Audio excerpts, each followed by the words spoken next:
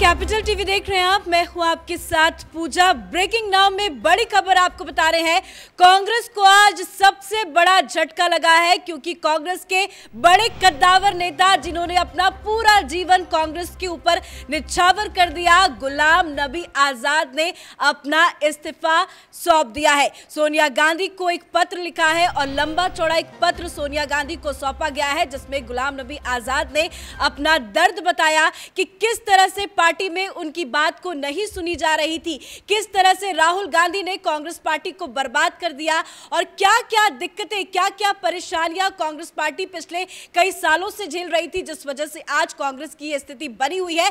तमाम चीजों का जिक्र करते हुए 5 पन्नों का लेटर गुलाम नबी आजाद ने सोनिया गांधी को सौंपा है। अपने पद के साथ साथ जिन जिन पद में वो विराजमान थे, सभी पदों से गुलाम नबी आजाद ने आज अपना इस्तीफा सोनिया गांधी को सौंप दिया है। तो कांग्रेस के लिए बहुत बड़ा झटका। पर इस्तीफे में क्या कुछ उन्होंने आरोप लगाए कांग्रेस के ऊपर, राहुल गांधी के ऊपर, जरा वो आपको दिखाते हैं। आपके टेलीविजन स्क्रीन पर जो हम दिखा रहे हैं वो गुलाम नबी आजाद का इस्तीफा लेटर है कि किस तरह से उन्होंने क्या-क्या जिक्र किया वो आपको बता रहे हैं। उन्होंने साफ-साफ लेटर में लिखा है कि मैं भारी मन से ये कदम उठा रहा हूं। उन्होंने कहा है कि भारत जोड़ो यात्रा से पहले कांग्रेस जोड़ो यात्रा निकाली जानी चाहिए थी। आजाद ने कहा कि पार्टी में किसी भी स्तर पर चुनाव संपन्न नहीं हुए।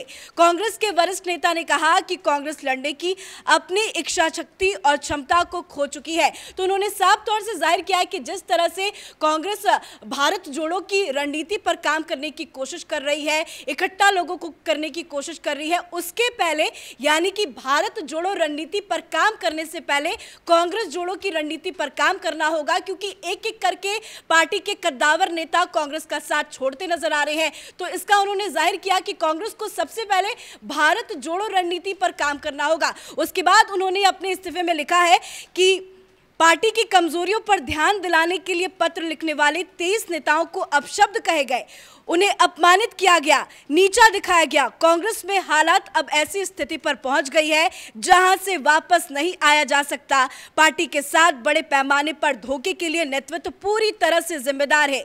उसी के साथ उन्होंने ये भी लिखा कि एआईसीसी के चुने हुए पदाधिकारियों को एआईसीसी का संचालन करने वाले छोटे समूह द्वारा तैयार की गई सूचियों पर हस्ताक्षर करने के लिए मजबूर किया गया। यानी कि पार्टी के आला कमान पर गुलाम नबी आजाद ने एक बड़ा आरोप लगाया है। यही वो नहीं रुके, उन्होंने आगे ये भी लिखा कि दुर्भाग्य से राहुल गांधी की राजनीति में एंट्री के बाद और खास तौर पर जनवरी 2013 में कांग्रेस का उपाध्यक्ष बनने के बाद सलाह मशवरा के साथ चलने की जो परंपरा थी वो ध्वस्त हो गई।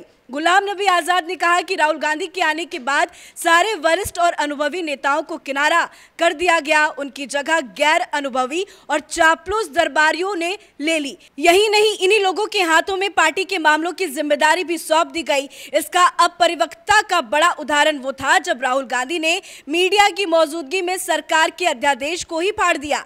उस अध्यादेश पर कांग्रेस के कोर ग्रुप में चर्चा हुई थी और कैबिनेट से मंजूरी भी दी गई थी। ऐसे बचकाना व्यवहार ने प्रधानमंत्री और भारत सरकार की गरिमा को ही कमजोर कर दिया। तो सीधा सीधा गुलाम नबी आजाद का यह कहना है कि राहुल गांधी पार्टी के अंदर बचकाना हरकत करते हैं, वो दूसरों की बातों को नहीं सुनते। पार्टी में वरिष्ठ कई नेता भी शामिल है, लेकिन वरिष्ठ नेताओं की बातों को, उनकी चीजों को दरकिनार किया जाता है। तो सीधा सीधा स्ट्राइक गुलाम नबी आजाद ने राहुल गांधी पे किया है। कई गंभीर आरोप राहुल गांधी पर उन्होंने लगाया है। साथ ही एक बड़ी बात उन्होंने ये कही कि पार्टी जो है वो रिमोट कंट्रोल मॉडल से अब चल रही है और यही रिमोट कंट्रोल मॉडल ने कांग्रेस पार्टी को बर्बाद कर दिया। तो 5 पन्नों का ये इस्तीफा है गुलाम नबी आजाद का। उसके बाद उन्होंने अपने इस्तीफे में ये भी लिखा, 2014 में आपके और उसके बाद राहुल गांधी द्वारा नेतृत्व संभाले जाने के बाद कांग्रेस अपमानजनक ढंग से 2 लोकसभा चुनाव हार गई। 2014 से 2012 के बीच 49 विधानसभा के चुनाव में से कांग्रेस 39 में हार गई।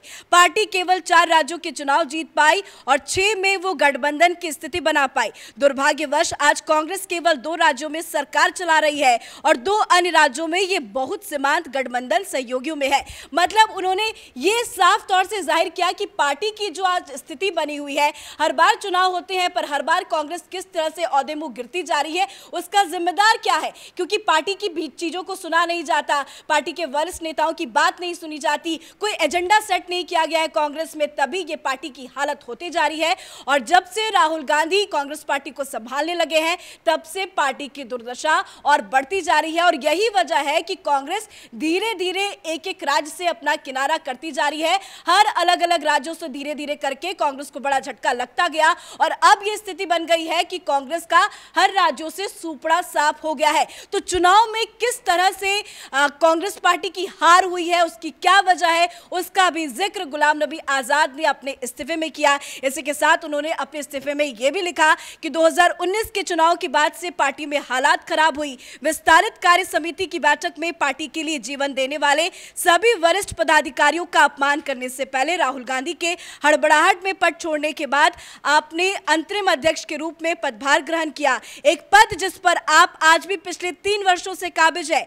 इससे भी बुरी बात क्या है कि यूपीए सरकार की स्थांगनता अखंडता को ध्वस्त करने वाला रिमोट कंट्रोल मॉडल अब भारतीय राष्ट्रीय कांग्रेस में लागू हो गया, जबकि आप केवल एक मामूली व्यक्ति हैं। सभी महत्वपूर्ण निर्णय राहुल गांधी द्वारा लिए जा रहे हैं या इससे भी बदतर उनके सुरक्षा गार्ड और पीए फैसले ले रहे हैं। मतलब ये सीधा सीधा इंडिकेशन सोनिया गांधी को गुलाम नबी आजाद ने दिया कि आपसे ज्यादा तो फैसले राहुल गांधी लेते हैं। सोनिया गांधी सिर्फ नाम की पार्टी के अध्यक्ष है, नाम की वरिष्ठ लीडर है, नाम की कांग्रेस की महामहिम है, लेकिन सारे फैसले सोनिया गांधी ना लेके राहुल गांधी लेते हैं। और राहुल गांधी क्या, राहुल गांधी के पीए भी सभी फैसले लेते हैं और पीए और होमगार्ड या गार्ड इस तरह के फैसले लेते हैं। मतलब उन्होंने सीधा सीधा आरोप अब सोनिया गांधी पे लगा दिया कि आप तो कोई फैसला लेते ही नहीं है, जो भी फैसले लेने होते हैं वो राहुल गांधी लेते हैं, नहीं तो उनके पीए लेते हैं। तो एक गंभीर आरोप गुलाम नबी आजाद ने इसको लेकर भी लगाया। और अंत में 5वें नंबर के पन्ने पे उन्होंने अपने रिश्ते का जिक्र किया है। उन्होंने बताया कि किस तरह से उनके रिश्ते जो हैं वो कांग्रेस परिवार के साथ रहे हैं, क्योंकि राहुल गांधी से भी पुराने वो है, वरिष्ठ लीडर है। उन्होंने वो दौर भी देखा जब उन्होंने राजीव गांधी के साथ काम किया, इंदिरा गांधी के साथ काम किया, तो उन कामों का भी उन्होंने जिक्र किया। और जिक्र करके भावुक होकर उन्होंने अपने लेटर में ये भी लिखा है कि मैंने आपके दिवंगत पति राजीव गांधी, इंदिरा गांधी, संजय गांधी के साथ काम किया था। आधी सदी से ज्यादा का वक्त मैंने कांग्रेस को दिया है, लेकिन अब बेहद भारी मन से मैं कांग्रेस के सभी पदों से तत्काल इस्तीफा देता हूं और पार्टी से भी अपने संबंध समाप्त कर रहा हूं।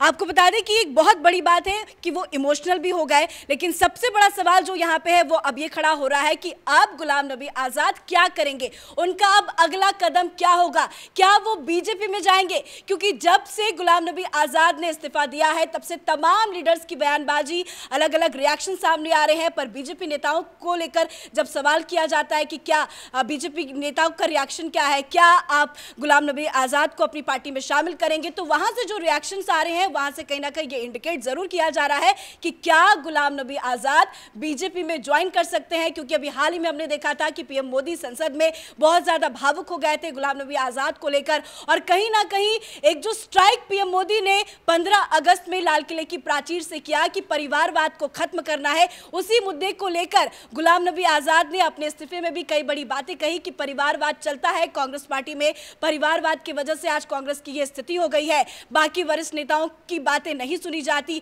आगे रणनीति पे चर्चा नहीं होती, सिर्फ राहुल गांधी जो है जो रिमोट कंट्रोल है कांग्रेस पार्टी का, और उन्हीं की वजह से आज कांग्रेस की यह स्थिति हो गई है। इस्तीफे के बाद लगातार बयानबाजियां हो रही हैं, अलग अलग रिएक्शंस भी आ रहे हैं। G23 की मीटिंग होनी है, पर इस बड़ी खबर पे और क्या कुछ अपडेट है उसी के साथ जाने के लिए मेरे साथ शबनम न्यूज रूम से जुड़ी हुई है। शबनम, इस्तीफे के बाद अभी की क्या कुछ ताजा अपडेट?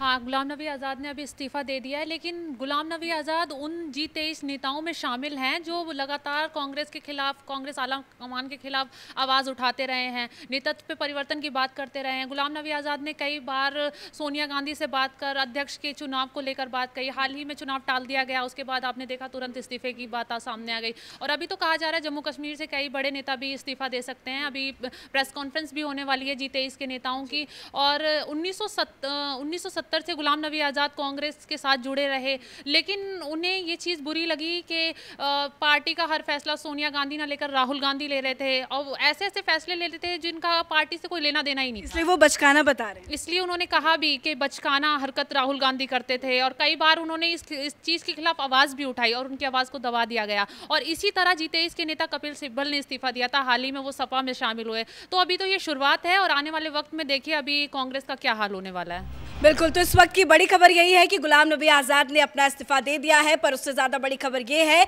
कि कांग्रेस की और कुछ वरिष्ठ लीडर हैं जो भी अपना इस्तीफा सोनिया गांधी को सौंप सकते हैं। तो बड़ी जानकारी यही है कि गुलाम नबी आज़ाद ने इस्तीफा इस वजह से दिया कि कांग्रेस की नीति से वो परेशान थे। कांग्रेस में किसी भी वरिष्ठ नेताओं को नहीं सुना जाता था और सीधा सीधा ठीकरा उन्होंने राहुल गांधी पर फोड़ दिया कि राहुल गांधी की वजह से आज कांग्रेस पार्टी की स्थिति हो गई है कि सोनिया गांधी की बातों को भी नहीं सुना जाता और राहुल गांधी खुद फैसले लेते हैं। तो पूरा जो उन्होंने 5 पन्नों का अपना इस्तीफा सौंपा है उसमें फुल टारगेट सोनिया गांधी को ना करते हुए राहुल गांधी को किया गया है कि राहुल गांधी की वजह से आज ये स्थिति पैदा हो गई है। पर सबसे बड़ी बात यह है कि अब देखना होगा कि गुलाम नबी आजाद आगे क्या कुछ करते हैं, उनका अगला कदम क्या होता है। क्या वो खुद की पार्टी बनाते हैं, क्या वो बीजेपी में ज्वाइन करते हैं या किसी और पार्टी का साथ देते हैं, क्योंकि वरिष्ठ लीडर है, राजनीतिक पारी उनकी बहुत अच्छी खासी रही है और जो बीजेपी से उनका समर्थन मिल रहा है, पीएम मोदी की बात करें या एक उन्होंने जो पहचान कांग्रेस पार्टी में रहकर बनाई है, ऐसे में यह भी कयास लगाया जा रहा है कि शायद ऐसा हो सकता है कि गुलाम नबी आजाद बीजेपी में ज्वाइन कर सकते हैं,